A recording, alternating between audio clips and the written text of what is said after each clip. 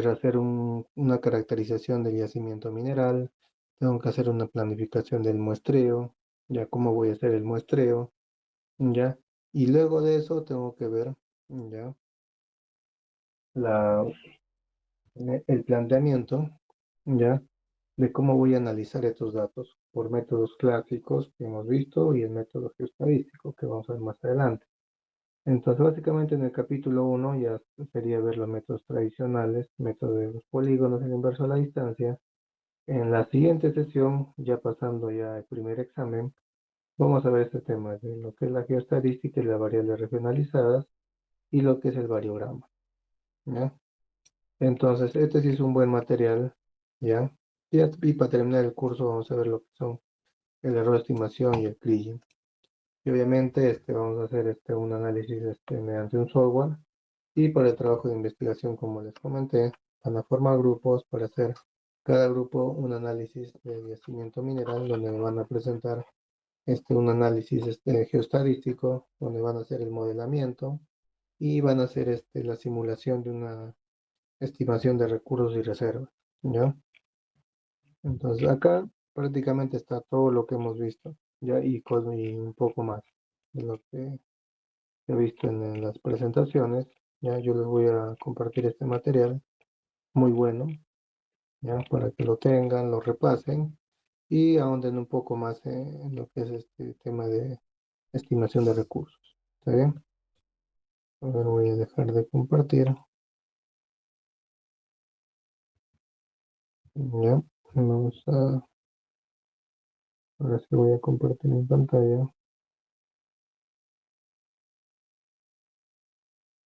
A ver, me confirman si se puede ver mi pantalla.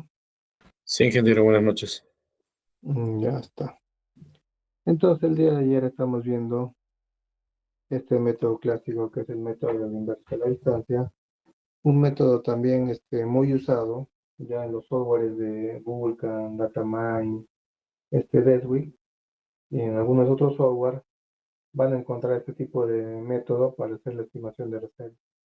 Si bien es un método clásico, es un método que relativamente se aproxima a la realidad de una estimación de un yacimiento mineral, ya que tú puedes trabajar en función a un parámetro de ponderación. Y el principal parámetro de ponderación que también se usa en el kriging es la distancia. En este caso, el inverso a la distancia. Ya donde yo voy a calcular ya la estimación dentro de un bloque. Un bloque que va a tener dimensiones y estas dimensiones o rango, en este caso en algunos softwares le llaman amplitud, se calcula con los variogramas experimentales. Y eso lo vamos a ver más adelante terminando esta sesión, ya lo que son los variogramas. Como vimos, el método inverso a la distancia trabaja bajo el siguiente esquema. Yo puedo tener en un espacio 3D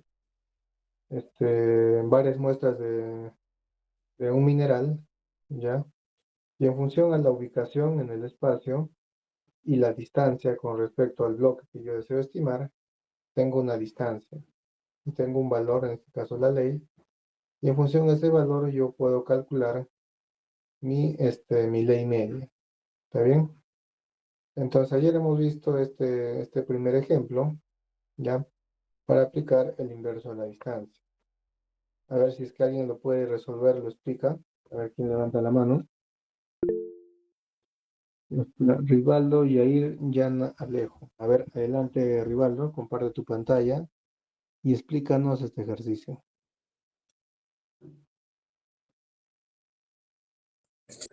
Sí, ingeniero, lo he hecho a mi manera, pero no sé, estaría bien pero volverlo a compartir. No hay problema, estamos para aprender, no hay problema.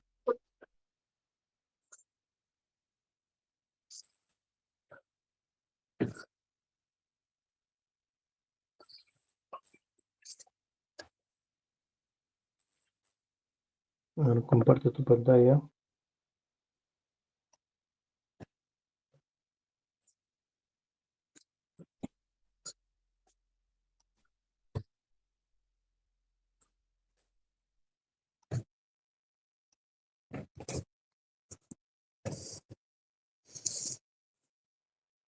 ¿Se logra ver, ingeniero?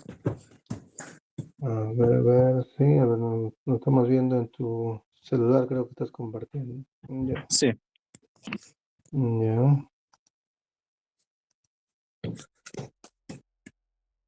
A ver, darle un poco de zoom para que se vea un poco mejor. Ahí te va, acabo de mandar. Ya, ahí sí se ve. Ahí sí se ve. Ya, léenos el enunciado del ejercicio y explícanos detalladamente cómo lo ha resuelto. Ya, dice, tenemos un conjunto de 4 muestras de un yacimiento de zinc, cuyas leyes son 8.2, 9.6, 13.15% y 6.3%. Calcula el valor de x sub 0 utilizando el método de inverso de distancia. Ya. Ya, lo que yo he hecho es, bueno, tomarle, como dice que cada región es de 100, entonces, bueno, he dado las distancias desde el punto de partida para cada uno. Como acá son dos, pues le he puesto 200. Para el caso del X1 solo sería 100. Para el caso del X3, lo he tomado como si estuviera en la mitad, por eso le he puesto 50 y como el otro es 100, entonces le he aplicado ahí Pitágoras y me salió 111.8. Y Ya. para lo que es el cuarto, también lo mismo, como es 100 y 100, y Pitágoras y 100 raíz, 100, es 100 raíz de 2 y eso es 141.42 metros. Ya. Después ya he aplicado el criterio que es, bueno, está en los dispositivos, esta fórmula, eh, la que he puesto, bueno, con las distancias, ¿no? Uno sobre la primera distancia, he tomado la del 100, he tomado la del 141.42 y la la del 111.8. Acá es donde, bueno, tenía mi duda porque como he visto que el otro descarta lo que es el que está mayormente más distanciado, lo he descartado el 200. Entonces solo he puesto Mm, 1 sobre 100 multiplicado por su ley que es 8.2 en el caso del x sub 1, como decía, 8.2. También bueno, es lo mismo para aplicar para el segundo y como he descartado lo que es ese de acá, bueno, no lo he colocado. Y en la parte de abajo solo he colocado las distancias, la inversa de la distancia al cuadrado y me salió 9,51% de zinc. ya. ¿Cuánto te ha salido? 51.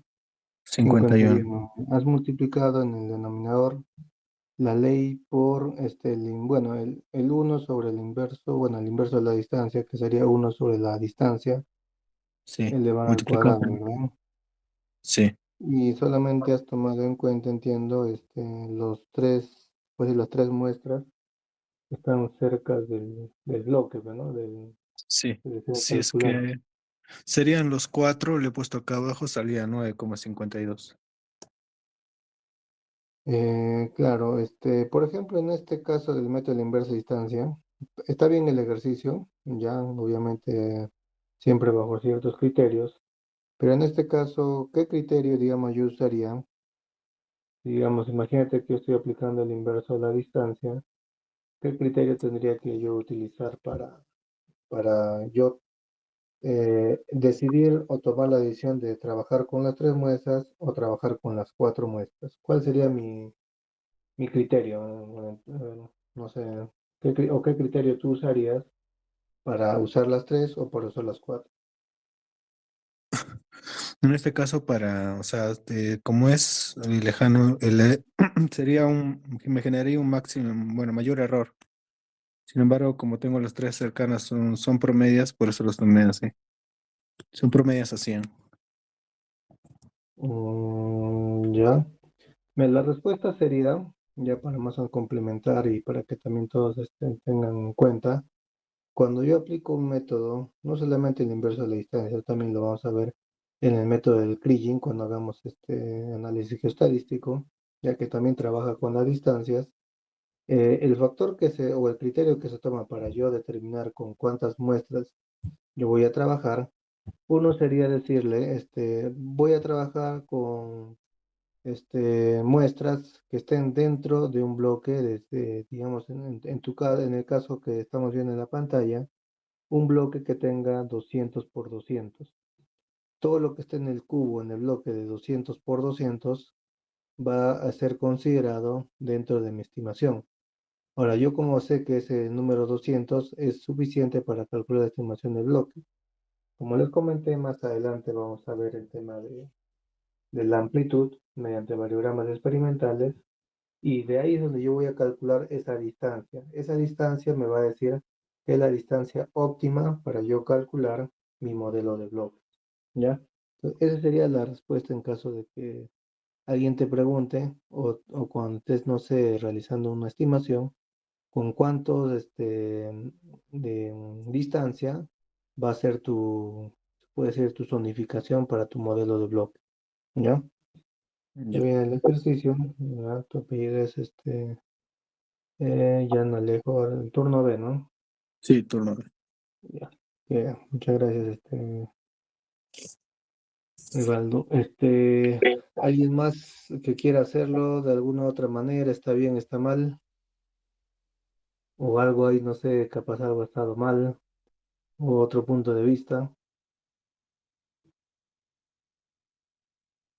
Ya. A ver, voy a compartir mi pantalla. Voy a compartir.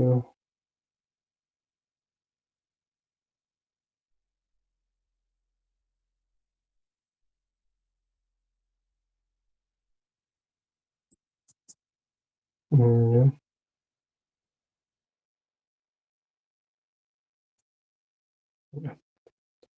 A ver, vamos a ver. Este método de inverso de la distancia, como explicó Rivaldo, básicamente el factor principal para yo ponderar la estimación del bloque es la distancia. ¿Ya? Y generalmente cuando hacemos este método, una distancia elevado al cuadrado, ya lo que normalmente se estima usar. ¿Ya? Si se dan da cuenta, es un método fácil de usar, y obviamente esto lo puede hacer en plantillas en Excel, puede hacer una zonificación, pero cuando hablamos ya de elementos que están, o sondeos o muestras que están en el espacio, en el 3D, yo tengo que definir mi amplitud.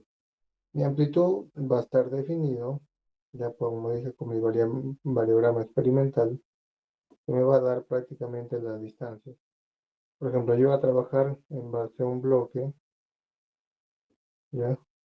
Y este bloque, por ejemplo, si pongamos en este caso, va a ser un bloque que tenga 200 metros por 200 metros. Por ejemplo, es solamente un ejemplo, nada más.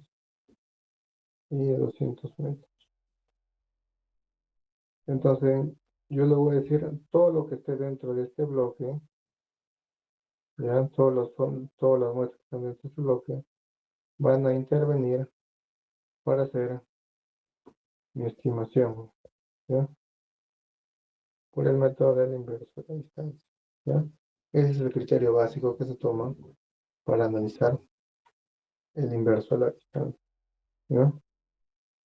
Entonces, ¿cuáles son las ventajas e inconvenientes de este método? ¿Ya? Como se han dado cuenta también, como todos los métodos aritméticos son simples y fáciles de calcular, nos dice que no funciona bien con agrupaciones de datos. ¿Qué quiere decir? A veces cuando yo tengo una cierta agrupación de datos, quiere decir que yo tengo acá muestras, digamos que tienen una cierta correlación. Quizás esta significa, por ejemplo, acá, digamos que sea una zona de óxidos, ya lo que está con color rojo, y lo que está con color azul, digamos que es una zona de sulfuros. Ejemplo, ¿no? Ya está. Entonces, cuando dice que no trabaja bien con funciones de agrupación de datos, normalmente cuando yo hago un modelo de bloques, trato de unirlos con bloques que tengan las mismas características. En este caso, si yo voy a hacer un bloque, por ejemplo, imagínense que mi bloque esté dentro de esto de acá, entonces no me hace una discriminación de lo que son los óxidos, lo que son los sulfuros. Entonces, como dice ahí, no me funciona para agrupaciones de datos. No me discrimina este tipo de comportamientos en un yacimiento mineral. Ya prácticamente los mete todos en un mismo saco, por decir un ejemplo, ¿no? Entonces, ese es un inconveniente que tiene este método. Otro que nos dice que atribuye demasiado peso a las muestras cercanas al centro de gravedad. En particular, no está definido si la distancia igual a cero se muestra en el centroide de S. ¿Qué quiere decir? Que normalmente, cuando nosotros hacemos estimación, no depende mucho de las muestras que estén cercanas, digamos acá, las muestras que estén cercanas. Por ejemplo, las muestras más cercanas de acá van a ser este D, este D, este D y este D. Y las muestras más lejanas van a ser estas distancias de acá. Un ejemplo, ¿no? Vamos a poner una distancia A, una distancia A, una distancia A, una distancia A. Entonces, no tiene mucha, ¿cómo se llama?, relevancia, o sea, hasta cierto grado, porque también no es lo mismo calcular o ver la estimación de este punto, digamos, este punto A, de una muestra que se encuentre en este punto, una muestra, no sé, X, con respecto a una muestra que se encuentra acá, a una distancia Y. Entonces, el que más va a influir en la estimación de la muestra A va a ser, en este caso, el muestreo X, ¿ya?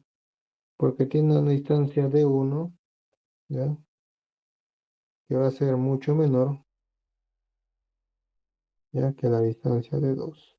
Entonces, el que va a impactar más o va a tener mayor influencia va a ser la distancia X, ¿ya? Pero esa es como una regla que puede ser empírica, pero no necesariamente cuando se trabaja en un yacimiento mineral se cumple esta regla. ¿Está bien? Entonces, para realizar este tipo de estimación, ¿ya? Eh, Uno de los defectos que tiene es que a veces le da demasiado peso a las muestras que estén dentro del centro de gravedad. Otro nos dice, no toma en cuenta la forma ni el tamaño de S, en este caso S vendría a ser el yacimiento o del bloque, porque su centroide coincide con el de S. Entonces, a veces normalmente, cuando yo hago mi muestreo, generalmente cuando yo voy a tener mi bloque, este bloque de acá, normalmente este bloque que yo tengo para hacer mi cálculo de inverso de la distancia, no es representativo, ¿ya? Porque el yacimiento mineral, a veces en las muestras, algunas van a estar fuera, otras van a estar dentro, y no necesariamente van a coincidir con la estimación que yo voy a hacer de este bloque, ¿ya? No necesariamente. Este modelo de inverso de la distancia, esto lo vamos a ver cuando veamos o hagamos una comparación con el método del Kriging. Solamente para adelantarles, el método de inverso a la distancia que trabaja con digamos, con un cuadrado, como vemos acá, un bloque, o en este caso un círculo, donde básicamente en el bloque yo voy a capturar las muestras que van a intervenir en la estimación. Cuando yo aplico el método del Kriging, ya un poquito para adelantarme, yo voy a trabajar con elipsoides, ¿ya? Este es un elipsoide, ¿ya? Y el elipsoide normalmente va a tener, pongámoslo acá, este es mi norte, va a tener un azimut, ya va a tener un azimut donde básicamente me va a decir hacia dónde va a ser la correlación de las leyes de mi yacimiento mineral. ¿En qué orden correlativa va? De este a oeste, de norte a sur. En este caso yo puedo decir que esto sea de sur oeste a noreste, su comportamiento, ¿ya? Entonces, y también esta distancia de acá. Tengo una distancia de 1 y una distancia de 2, que vendrá a ser el rango de amplitud que va a tomar las muestras, ¿ya? Y eso tiene una dimensión. Entonces, bajo ese concepto, ese enfoque, me está diciendo que va a agrupar a los datos que tengan una cierta correlación. Y esa correlación va a estar en función a la dirección que tengan el sentido de las leyes, ¿ya? Por ejemplo, acá habría una correlación si yo digo que mis leyes, ¿ya? Mis leyes en un sector suroeste, digamos acá, son mayores y en el sector noreste, vamos a representarlo acá, son menores.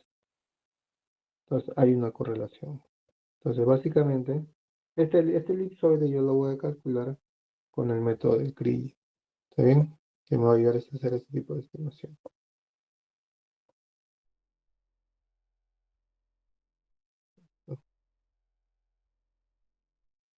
Otro nos dice, no debe aplicarse en depósitos con leyes que varían bruscamente de un punto a otro. En estos casos se obtienen tonelajes mayores a los reales y leyes más bajas, ¿ya? Por eso es muy importante conocer, ¿ya? El muestreo para yo saber que mi yacimiento mineral, qué tan errático es, ¿ya? Como les dije, cuando yo hago mi muestreo, un ejemplo, muestreo por canales, digamos en una distancia de 200 metros, y voy a sacar mis leyes, voy a sacar mis muestras, voy a sacar una muestra en este punto, no se voy a sacar muestras cada 20 metros, cada 20 metros.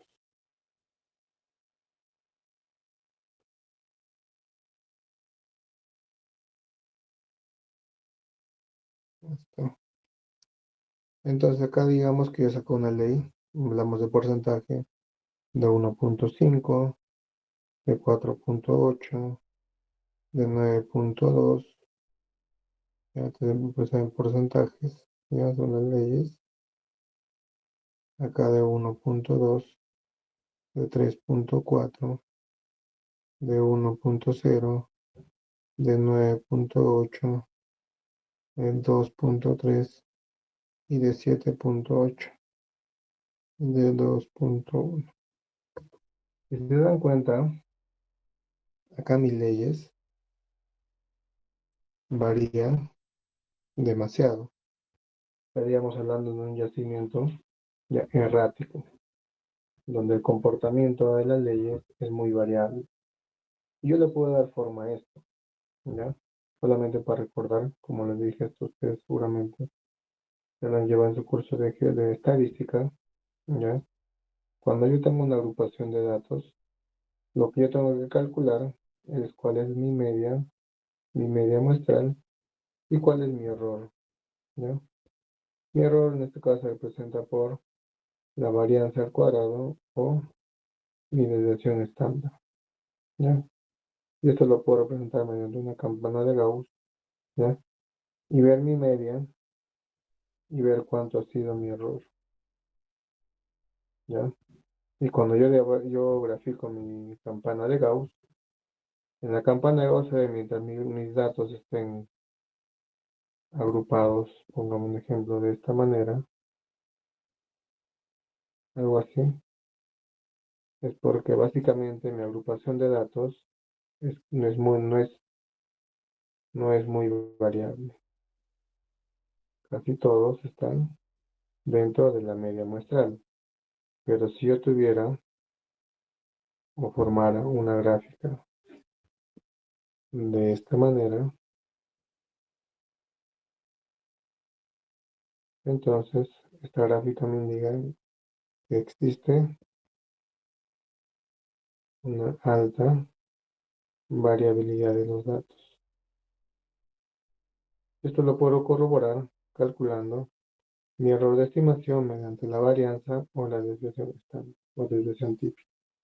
Como les dije, esto ya lo vimos o ya lo vieron en el curso de estadística, pero en base a ese análisis muestral, yo puedo determinar si es que existe una alta variabilidad y opto por no usar un método en particular. Si fuera un yacimiento, por ejemplo, los yacimientos tipo estratiformes, en este caso yacimientos no metálicos, el método del inverso a la distancia sería un buen método, ¿ya? Para realizar la estimación del recurso y la reserva de ese tipo de yacimiento. ¿ya? Donde no existe o no hay una alta variabilidad con respecto a las leyes, ¿ya? En general podemos ver que mis métodos clásicos tienen muchos inconvenientes, ¿ya? Estamos haciendo muchos inconvenientes haciendo la comparación de que la mayoría de yacimientos minerales en el Perú, en la cordillera de los Andes, los yacimientos metálicos y polimetálicos ya son bastante erráticos. Si hablamos de yacimientos auríferos, son erráticos, yacimientos de plata también son erráticos, yacimientos de zinc también son erráticos, ya estaños también son erráticos, pero cada tipo de yacimiento, cada tipo de metal tiene una cierta variabilidad. Por eso es importante también conocer cuál es la desviación entre mi rango de muestras que tiene mi yacimiento. Entonces ahí yo puedo determinar cuál es el grado de incertidumbre o error que tiene con respecto a la media muestral. ¿Ya? Entonces acá vemos que en estos métodos tradicionales, ¿ya? El inconveniente principal es que son empíricos. ¿Qué quiere decir que son empíricos? Que básicamente yo al agrupar los datos no le doy el debido sustento o ponderación para determinar la ley media de un yacimiento en particular. Ya básicamente es sumar datos y dividirlo una cantidad entre la cantidad conocida de datos, pero aplicando una cierta ponderación. Pero básicamente no reflejaría en sí la agrupación de datos, ¿ya? Porque los datos, como hemos visto, son variables, ¿ya? Demasiado geométricos. Demasiado geométricos me indica que básicamente en función solamente de la distancia, ya o la lejanía que tiene una muestra con respecto a la otra para calcular la estimación, es el único medio ponderador que yo estoy usando para calcular la ley media, ¿ya? Y no debería ser así cuando son yacimientos de alta variabilidad. También me dice que los métodos tradicionales de estimación no proporcionan ya el error asociado a la estimación. Es decir, que si yo calculo ya la estimación de un recurso, de un yacimiento, por un método tradicional o clásico, este método no me, no me arroja el error. Obviamente que yo puedo calcular el error de una agrupación de datos, ¿ya? Pero al calcular solamente sería de la variabilidad que tiene una muestra con la otra. Pero en sí, cuando yo hago la estimación, ¿ya? De mi yacimiento mineral, no me proporciona un error asociado a esto, ¿ya? Porque obviamente al ser demasiado, como dice, geométrico, hago análisis con cierta facilidad, no me va a permitir determinar un error, ¿ya? También me dice que no se consideran las estructuras del fenómeno mineralizado, como hemos visto en el caso del inverso de la distancia, ¿ya? Que si yo tuviera en un caso, tuviera óxidos, ¿ya? Y tuviera sulfuros, ¿ya? Por ejemplo, el método inverso de la distancia no me discrimina entre óxidos y sulfuros. Simplemente tomo o agrupa los datos que estén dentro de esta amplitud, ¿ya? Por estructura entendemos lo siguiente, ¿ya? Cuando hacemos el análisis de un yacimiento mineral, ya hay que tomar en cuenta, como les dije, ciertos comportamientos estructurales del yacimiento.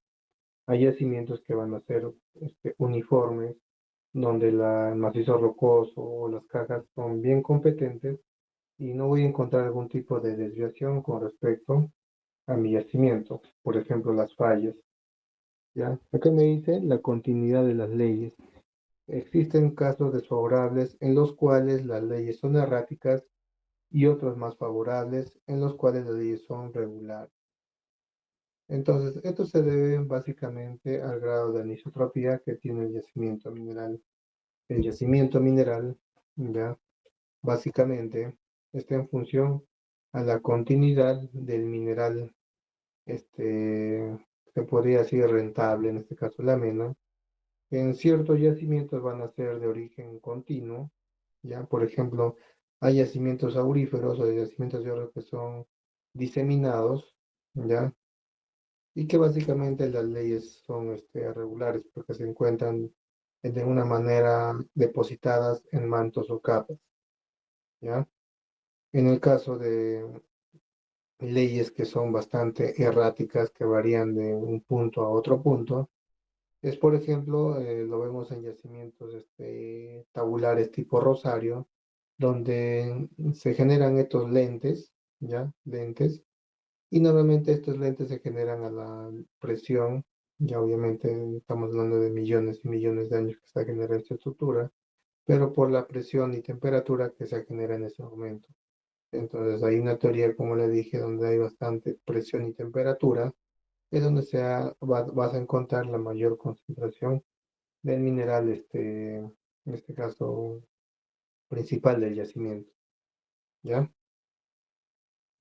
Segundo, me dice, no tienen en cuenta la posible presencia de anisotropías, es decir, direcciones en las cuales la variación de ley es privilegiada. El grado de anisotropía, ya también lo vamos a ver en la siguiente sesión, es básicamente el comportamiento de los, en este caso hablamos de leyes, el comportamiento de las leyes hacia una cierta dirección. Normalmente los yacimientos minerales tienen o tienden a comportarse, ¿ya? Las leyes en función a, a una dirección, ¿ya? Que me va a decir o me va a básicamente orientar a que mi grado, tendencia de valores altos en leyes va a ir de una dirección a otra. Como lo pusimos en el ejemplo acá, ¿dónde está? No creo que está en la otra diapositiva, ¿ya? Hemos visto que en sí, en los yacimientos minerales, ya digamos que este es un yacimiento mineral, lo primero que yo calculo cuando tengo una agrupación de datos, acabo de tener una agrupación de datos, ¿ya? O una agrupación de muestras que he sacado, ¿ya? Y esto lo voy a calcular con el variograma. El variograma, por ejemplo, me va a ir a calcular en dos direcciones, tanto norte como este, ¿ya? Norte y este, y en función al comportamiento que va a tener mis datos, ¿ya?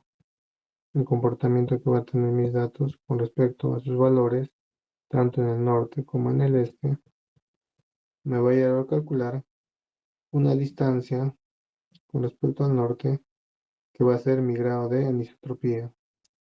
El grado de anisotropía es básicamente la dirección en el cual se comporta o hay un cierto comportamiento correlativo de los datos.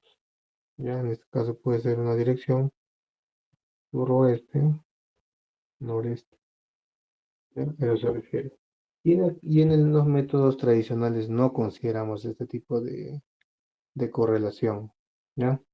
Entonces por eso se tiene muchas inconvenientes al momento de aplicar estos métodos tradicionales. Que sí se aplican en estos métodos erráticos, sí, pero solamente para pequeñas zonificaciones. Si hablo ya de un yacimiento o todo el yacimiento de la mina, no sería recomendable utilizar estos métodos tradicionales. Pero si me dirían aplicar este método, no sé, el método del polígono, el método de los bloques, el método de las secciones, para una cierta zonificación de mi yacimiento mineral, sí lo podría utilizar. ¿Ya? Acá lo que vimos, ¿ves? Por ejemplo, acá me dice en el caso de la figura que se ve acá a la derecha, ¿ya? Las leyes, ¿ya? O a la izquierda que la ley es z sub 1, que es igual a 1.25, y z sub 2, 1.75 son simétricas con respecto al bloque, donde se observan cuatro isoleyes. Por ejemplo, acá, si yo aplico el método de las isolíneas, yo puedo graficar con estas isolíneas la tendencia de las leyes. Y se dan cuenta, mi tendencia de las leyes, ¿ya? Van de este a oeste, donde el comportamiento este-oeste es de que mis leyes disminuyen, ¿ya? Disminuyen. Entonces, esto prácticamente es el grado de anisotropía que tiene mi yacimiento mineral, ¿ya? Entonces, acá yo puedo decir, ya que si yo trabajo con o quiero calcular el, la estimación del bloque, ¿ya? Dentro de este rango, no me va a poder determinar, no me va a poder dejar de determinar, ¿ya? Porque no está dentro del campo de las cuatro isoleyes. Simplemente está dentro de dos campos que no están este, debidamente representados, ¿ya? Entonces aquí yo puedo ver el grado de anisotropía. Acá, por ejemplo, en esta imagen, que es dice la proyección de todos los sondeos de la mina Chuquicamata, se observa la disminución de leyes de oeste a este. Entonces, como se ve acá en la gráfica, la mayor concentración de metal es de color rojo, que se ve acá, una correlación de color rojo, y que tiende a disminuir en dirección este a oeste, ¿ya? En color azul. Entonces, a eso se refiere que no tome en cuenta la dirección ya de este tipo de comportamiento de un yacimiento mineral. Es otro tipo de error o inconveniente que tiene el método de los métodos tradicionales, ¿ya? Otro inconveniente que vamos a ver es el sesgo condicional. Nos dice que estos métodos presentan un fenómeno conocido como sesgo condicional. ¿Y de qué trata? Se realiza una sobreestimación de las leyes altas y una subestimación de las leyes bajas. Por ejemplo, en este gráfico me dice, calcula la ley media aplicando los diferentes métodos tradicionales del cálculo de reservas. Por ejemplo, acá en la leyenda que me dice que la ley es igual a 1 cuando es un color rojo y la ley va a ser igual a 0 cuando es un color blanco. Entonces, yo cuando trato de agrupar los datos y estos números que yo veo acá, 0.99, 0.45, es el porcentaje de área que ocupa este cuadrado. Por ejemplo, me voy a que va a ser el 45% de este cuadrado está ocupado por el área del yacimiento mineral. Igualmente acá, el 35% de este área está ocupado por el yacimiento mineral. Entonces, en este caso, en particular, si yo aplico el método tradicional, simplemente esta parte que me dice que yo le echo sondeo y quizás no acorta ningún tipo de estructura, voy a prácticamente no considerarlo. Ya se aplico el método tradicional, obviamente. Yo les he utilizado en bloques, ¿ya? Pero como dice que 0 o lo que está vacío corresponde a una ley igual a 0, simplemente no va a ser considerado dentro de mi estimación. Y este que es una ley igual a 1, sí va a estar considerado dentro de mi estimación. Pero si se dan cuenta, ya, yo estoy perdiendo datos, perdiendo información. ¿Ya? Pierdo datos. Entonces, esos son los inconvenientes que tiene el método tradicional al momento de hacer una estimación. ¿Ya? Ya, eso sería con respecto a lo que son los métodos tradicionales. ¿Ya? Practíquenlos. Les voy a pasar esa práctica. En esa práctica hay también ejercicios para que ustedes lo realicen, ya puedan resolver en su casa, ¿ya? Y van a ver muchas cosas más, ¿ya? Como les dije y siempre lo voy a repetir, la universidad lo que les va a dar a ustedes es la base para que ustedes inicien con su investigación, con su preparación.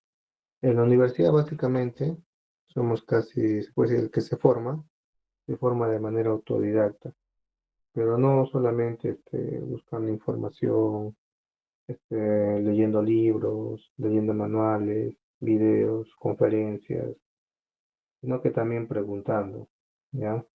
Si hay, como digo, cualquier duda, consulta que haya con respecto a algún tema, teoría que hayan revisado en el material que yo les envío, háganmelo de conocimiento, sino también tienen al ingeniero que también realiza este tipo de estimaciones, que es el ingeniero Marco Valenzuela, que también es, pues, un experto en ese tema de estimación de recursos y reservas, ¿ya? Entonces, como le dije, con aprender lo básico, está bien, tener conceptos, tener los conocimientos claros. Pero si queremos dar el siguiente paso, ya, porque este tema de estimación de reservas, recursos, también te va a abrir puertas para, para que en otras unidades mineras, si se van a hacer sus prácticas, van a incursionar en la industria minera. Este es uno de los temas también importantes que se ve en la minería, ya, básicamente el tema de la estimación, trabajar con datos y llegar a a un cierto análisis. ¿Está bien? El siguiente tema que vamos a ver es algo corto, ya para terminar, es el tema de la compositación. Ese término lo vamos a ver a menudo, muy continuo, cuando realicemos lo que es la estimación, ya, de un recurso. ¿Qué nos dice la compositación? Nos dice que generalmente los intervalos de muestreo en los sondeos de exploración no coinciden con los intervalos de trabajo para la estimación de recursos. Me dice que los intervalos de muestreo son siempre menores, pues se busca determinar la variabilidad espacial de las variables que se estudian. La compositación es un procedimiento mediante el cual las muestras de los análisis se combinan en intervalos regulares. Quiere decir que son de igual longitud, que no coinciden con el tamaño inicial de los análisis. ¿Ya? ¿A qué se refiere? Yo cuando voy a hacer mi estimación de reservas, normalmente antes de hacer la estimación, yo tengo que aplicar la compositación en mi sondeo diamantino. Como les dije, el sondeo diamantino normalmente, ya voy a dibujar esta parte, voy a dibujar acá arriba. Cuando yo tengo mi sondeo diamantino, no es que mi sondeo diamantino lo voy a encontrar de una manera intacta, ¿ya? Ahora voy a dibujar acá. No va a estar intacta. Por temas de fallamiento, temas estructurales, o el mismo barreno de perforación, ya, o tubos de perforación, va a generar ciertas grietas o rajaduras en mi sondeo. Y cuando yo determino las leyes, yo voy a determinar las leyes, ¿ya? A partir de una distancia mínima, ¿ya? Pero considerando hasta el resquebrajamiento de este testigo. Entonces, esta casa de resquebraja voy a llevar todo esto al laboratorio. Acá tengo una distancia de, pongámosle números, ¿ya? Una distancia de 5 o de 50 centímetros. Acá una distancia de 80 centímetros. Acá una distancia, no sé, de 40 centímetros. Y acá una distancia de 20 centímetros. ¿Ya? Entonces, estos testigos yo los voy a llevar al laboratorio. Y en el laboratorio, cuando lo lleve, me va a botar un análisis. Me va a botar un análisis. ¿Ven? Y me va a decir, esta tiene una ley 1. Esto va a tener una ley 2, una ley 3 y una ley 4. ¿Ya? Entonces, esto siempre va a pasar cuando yo realizo el análisis de mi testigo, el análisis del laboratorio para determinar la cantidad de contenido metálico que tiene este testigo. Pero mi rango de datos va a estar entre 50, 80, 40 y 20 centímetros. Entonces, yo lo que tengo que hacer es compositar. Compositar es simplemente llevarlo a distancias regulares mis testigos, ¿ya? Llevar una distancia B regular y compositar la ley, ¿ya? ¿Ya? que si mi ley, por ejemplo, si tuviera mi muestrea, o mi testigo hubiera estar acá resquebrajado acá, voy a estar resquebrajado acá, de un ejemplo, ¿no? No sé, uno por acá, otro por acá y otro por acá. Así, está hecho prácticamente pedazos. Entonces, lo que yo tengo que hacer en el software, ya, antes de hacer la estimación de recursos, tengo que compositar, tengo que sacar una distancia uniforme y una ley equivalente, ¿ya? Eso es lo que yo tengo que hacer. Por eso, me dice que la ley del nuevo intervalo se calcula usando la media ponderada por la longitud de los testigos que contribuyen a cada compósito y la masa volumétrica en caso de ser variable. El objetivo de la regularización es obtener muestras representativas de una cantidad o de una unidad litológica o de mineralización, ya que pueden ser usadas a través de una función de extensión para estimar la ley de un volumen mucho mayor de la misma unidad. ¿Ya? Si yo tuviera acá a ver, acá no me dice ya. Por ejemplo, yo tuviera acá un testigo. A ver, alguien que me explique y se gana puntos como evaluación continua. ¿Ya? Pongamos este ejemplo. Yo tengo acá, tengo una ley de 0.5, de 0. No, estoy equivocando. Vamos a trabajar con este ejemplo de acá. ¿Ya? Tengo este dato de acá, tengo este dato de acá, tengo este dato, tengo este dato. Tengo cuatro testigos. Y los cuatro testigos tienen una ley 1, una distancia 1, tienen una ley 2 y tienen una distancia 2. Tienen una ley 3 y una distancia 3. Y tienen una ley 4 y una distancia 4. Ahí está. Y yo quiero sacar el equivalente, ¿ve? A una distancia B que sea igual y sacar una ley equivalente. Una ley 1, una ley 2, una ley 3. Entonces, a partir de esta información, sacar una distancia, una ley equivalente 1, una distancia B, una ley equivalente 2, una distancia B y una ley equivalente 3 con una distancia B. Ya, a ver, ¿quién me explica cómo puedo llegar a este resultado? A ver, ¿quién levanta la mano?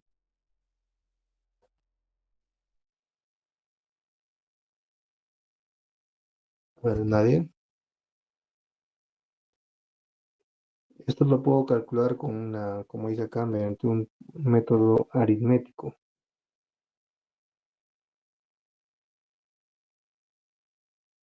O si quieren, pónganle números, ¿ya? Pónganme números y también me explican con números.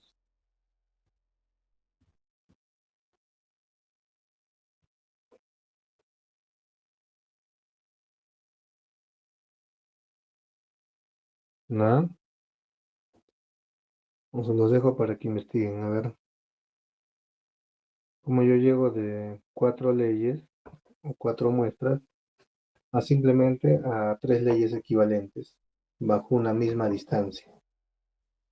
¿Qué dice acá? Me dice, la ley del nuevo intervalo se calcula usando una media ponderada por la longitud de los testigos. A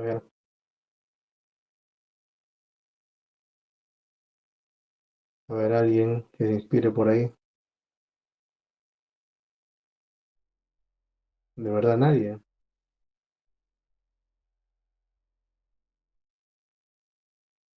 Yo no veo que nadie levanta la mano. Empiezo a llamar.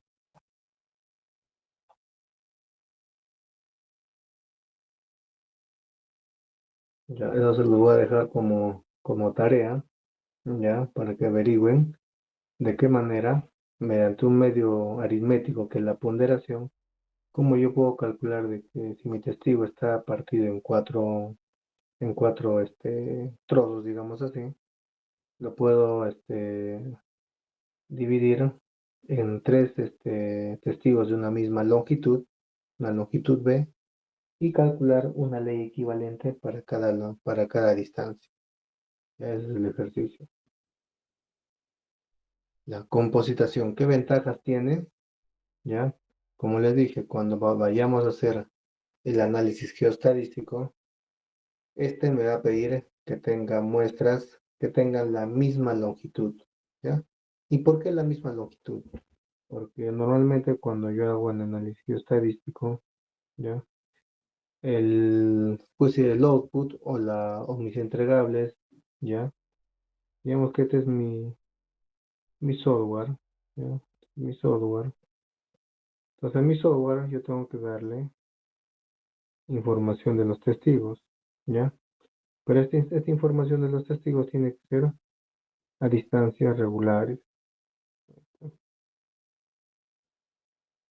Distancias regulares. ¿Qué quiere decir? Que todas mis distancias o leyes equivalentes tienen que estar a una misma distancia. Que si yo decido que de acá a acá mi distancia equivalente o mi distancia regular que va a aplicar en todos los testigos va a ser, no sé, pongamos 1 metro. Entonces a todos mis testigos le voy a calcular a 1 metro de distancia y una ley equivalente. Entonces recién así yo puedo hacer mi análisis estadístico. Y esto me va a botar mi modelo de bloques. Y dentro de mi modelo de bloques voy a encontrar toda la información. Mi ley media, cuánto es la densidad media, cuánto es el tonelaje, cuánto es el volumen, ¿ya? Entonces todo en función a la distancia. Normalmente esta distancia que yo estoy colocando acá tiene que ser múltiplo de las dimensiones del bloque que yo voy a considerar, ¿ya? Esta distancia digamos, tiene que ser múltiplo de la distancia que yo voy a considerar entre mis testigos, ¿ya? Mis testigos. Esa es la principal característica que yo tengo que hacer antes de hacer mi análisis estadístico, ¿ya? Otra ventaja es que la compositación hace que yo reduzca la cantidad de datos y por tanto el tiempo de cálculo. Obviamente vamos a trabajar con miles y miles de datos, ¿ya? Y la computadora, en función a la cantidad de datos, se va a procesar, ¿ya? Igualmente, mientras más datos yo le dé al software, ¿ya? A la computadora, tiende ya también a cometer errores. Es por eso, imagínense que si yo tuviera muestras de testigos, por ejemplo, que están hechos pedazos cada, no sé, cada 10 centímetros o cada 20 centímetros, un ejemplo, ¿no? Yo puedo compositar y decirle, quiero que me composites cada 2 metros. Entonces, cada 2 metros me va a compositar. Me va a sacar una ley equivalente acá, una ley equivalente, y voy a reducir la cantidad de información. Y por ende, el tiempo de cálculo va a ser mínimo, ¿ya? Esta también es una ventaja de la compositación. Otra ventaja es que se producen datos homogéneos y de más fácil interpretación. Obviamente, es más fácil interpretar datos que son, por decir, simétricos en distancia, porque estamos hablando de distancias que van a ser iguales. Y cuando yo esto lo extrapole, por ejemplo, en un software y quiera visualizar mis leyes de manera compositada, con una distancia equivalente o una distancia igual y con una ley equivalente, me va a ayudar a determinar, por ejemplo, el grado de anisotropía, ¿ya? Que es prácticamente una interpretación visual de cómo se están comportando mis leyes. Por eso es una ventaja importante también que tiene la compositación. Y último, otra ventaja es que se reducen las variaciones erráticas. Estas variaciones erráticas nos dan un alto efecto pepita. El efecto pepita lo vamos a ver en lo que es variograma. Ya, básicamente el efecto pepita es un parámetro que te indica el grado de, se puede decir, de desconfianza o de desviación que tienen tus leyes o tus variables. ¿ya? Producto de muestras con valores extremadamente altos, ¿no? Entonces, cuando tengo esto, entonces también la composición me va a ayudar a sacar una ley equivalente. Y es, por ejemplo, si mi muestra sacar 10, 20 centímetros, y por acá tengo muestras, no sé, de 1, 2, acá llegó 10, acá 1, 3, acá llegó 20, 4, 1. Entonces yo saco simplemente el promedio de esto, y estos 2 metros, voy a decir, tienen una ley, por ejemplo, de 5%. Ya está. Entonces me elimina en cierto grado los saltos erráticos o los valores extremos. Pueden ser mayores o pueden ser menores, ¿ya? Entonces la compositación es importante, ¿ya? Para cuando hagan el cálculo o el análisis geoestadístico. Primeramente hay que compositar. Y la mayoría de softwares que te hace esta estimación de recursos te va a decir, antes de ingresar tus sondeos diamantinos, el primer paso que tienes que hacer es hacer la compositación.